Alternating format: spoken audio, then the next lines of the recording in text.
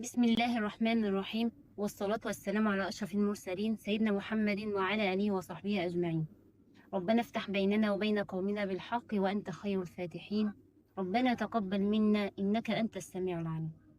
عارفين كتير مننا بيدعي يا رب، يا رب غير لي حياتي، بس الحقيقة إن التغيير الحقيقي بيبدأ من جوانا إحنا.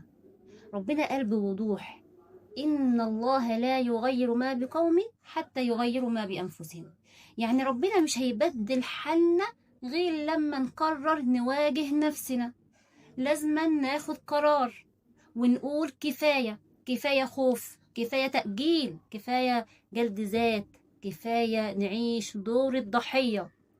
أول خطوة للتغيير مش في الظروف، أول خطوة في القلب، جوه الوعي، جوه النية. انوي انك تبدأ.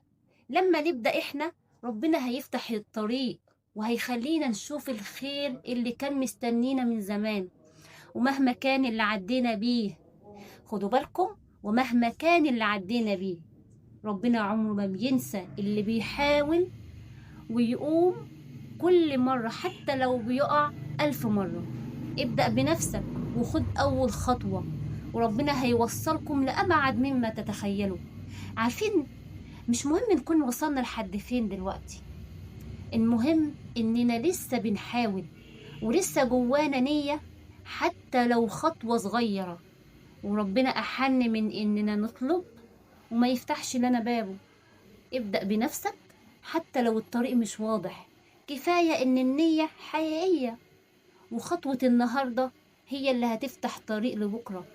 اللي يغير نفسه يقدر يغير حياته كلها، وربنا مع اللي يبدأ مهما كانت البداية بسيطة.